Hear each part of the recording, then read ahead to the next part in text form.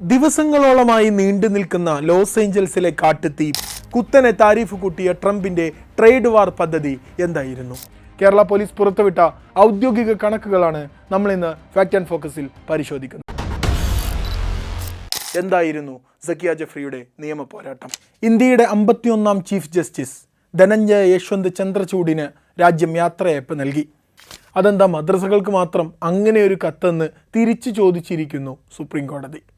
മുസ്ലിം നാമധാരികളായ വ്യക്തികളാണ് പ്രതികൾ എന്നറിഞ്ഞതിനെ തുടർന്ന് BJP ഭരിക്കുന്ന സംസ്ഥാനത്തുടനീളം മുസ്ലിം വിരുദ്ധ വികാരം ഉടലെടുക്കുന്നു. വിഷപ്പുക വന്ന് മൂടാൻ മാത്രം ഡൽഹിയിൽ എന്താണ് സംഭവിക്കുന്നത്?